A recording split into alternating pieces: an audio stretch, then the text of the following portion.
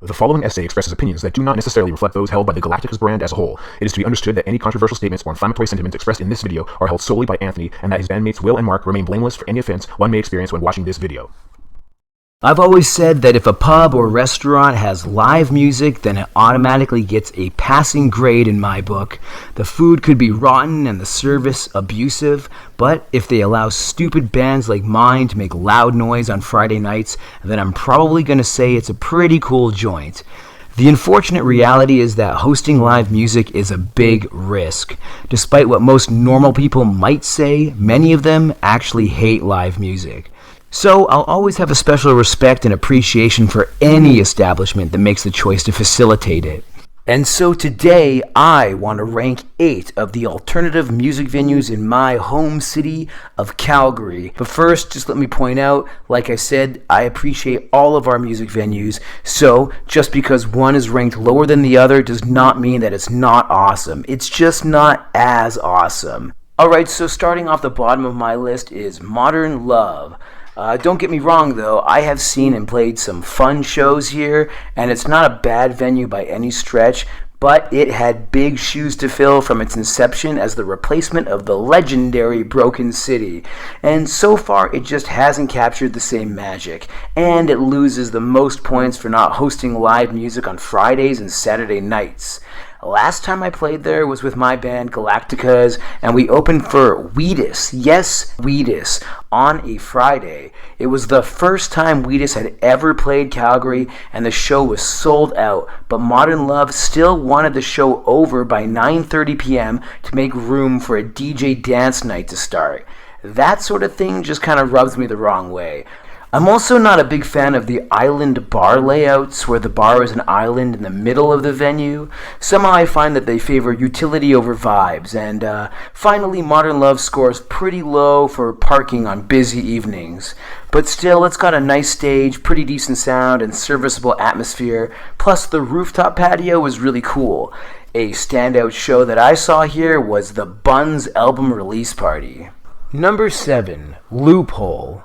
I don't have much experience with Loophole, but it's cool for being an all-ages venue attached to a coffee shop, so fun vibes right off the bat. It does lose points for not really being set up to properly host live music, with no proper stage or soundproofing, and there aren't many places to sit and chill if you want to be old for a few minutes.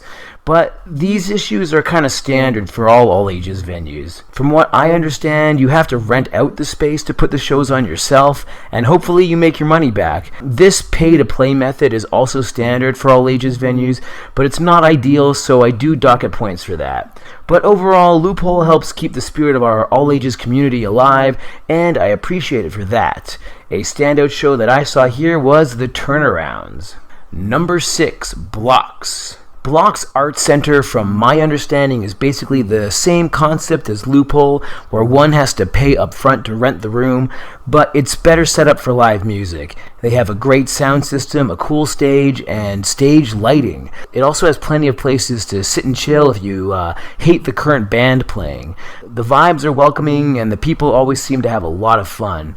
It also has lots of parking and is across the street from a Safeway, so you can go get yourself a rotisserie chicken between bands.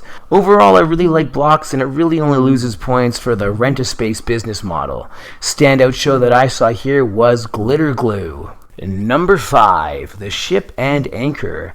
The good old Ship. This bar is the oldest venue on my list and has a long and beloved history with the Calgary music scene. Great sound, great stage, great staff, great vibes. It really does deserve its reputation. There is really only one reason why it's not higher on my list, and that's because it doesn't typically host live music on weekend nights. Another knock I'll give against it is that the stage is kind of separate from the rest of the bar, and if the place is really crowded, then you might actually get pushed to the section of the bar where you can't see the stage. But I guess that's just motivation for showing up early. A standout show that I saw here was Downway, but I'm also going to give a big shout out to A Global Threat, which was the very first show that I saw at the Ship when I was still a teenager. It's just a cool memory. Number 4, the Palamino. I have both seen and played so many amazing shows at the Palamino going back almost 20 years. Its punk rock, honky-tonk stylings give it a great atmosphere that feels truly Calgarian. The sound is also some of the best you're going to hear in the city, right up there with normal people venues like the Ironwood. Something about the room just encourages energy, and the shows are usually pretty wild. However, it does lose a few points for having the dance floor and restaurant on different floors, which sort of forces people to completely leave the show if they want to sit and chill for a few minutes. But its biggest offense is the parking and gear hall. As a musician, I rank it near the very top of the list of worst venues for hauling gear. There simply isn't anywhere to park, so you're forced to flip on the hazard lights, load in all your gear through the venue and down the stairs, and then go park your car over in Chinatown in minus 20-degree weather, only to go pick it up again to do loadout 3 hours later. It really makes you question your life choices. But that's not really the venue's fault. It opened smack dab in the heart of downtown Calgary, way before the city was such a crazy busy place. So other than that, I really like the Palamino, and I think it adds a lot of great variety to the scene. A standout show that I saw here was Class Action. Number 3, The Rec Room. Part of me really didn't want to rank the Rec Room so high on my list because it's not a scrappy grassroots establishment like the other venues on my list, and it has a very corporate feel about it, but honestly it deserves a lot of praise. Great stage, cool lighting, good sound, nice staff, and fun vibes. The Rec Room is basically a modern arcade with a restaurant, bar, and music venue included. I really like concepts like this, and I'm happy to see them becoming more popular. It's also located on the northeast side of the city with lots of parking, which is a great alternative for people who don't feel like dealing with the busy downtown core on a Friday evening. It really only loses points for not having Street Fighter 2 and providing a really horrible gear haul situation for the performers. The bands are expected to load in through the back of the gigantic building, take their equipment up a freight elevator, and navigate a half-kilometer of hallways to get to the stage using dollies. It's actually kind of comical. A standout show that I saw here was the Girl Talk album release party. Number 2, Verns. Now, I'm sure many people who are familiar with this place will think it's a little strange that I put the humble Verns Tavern so high on my list, but I truly believe it deserves the spot. Verns might be a little rough around the edges, but it might just be one of the most important venues in Western Canada.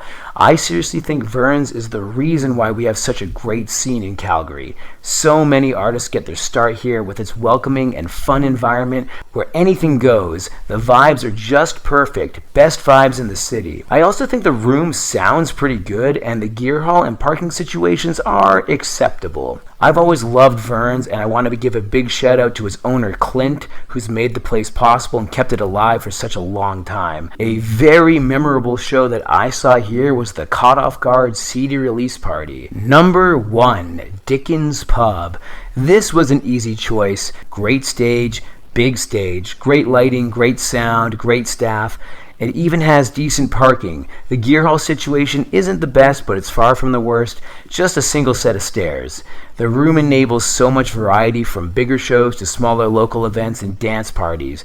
So many legendary shows have happened at Dickens over the past 15 years or so. It's also a really welcoming environment, and some of the best nights of my life have happened here. Way too many standout shows to choose from this time, but off the top of my head, I'll go with the high kicks. So that's my list. Hopefully I didn't piss off too many people, but I tried to be fair. Like I said, I automatically appreciate any and all venues who host live music. Anyways, my next video, should I get around to making it, will be all about Calgary's best dead music venues. But that's all for today. Thanks for watching. All hail Megatron.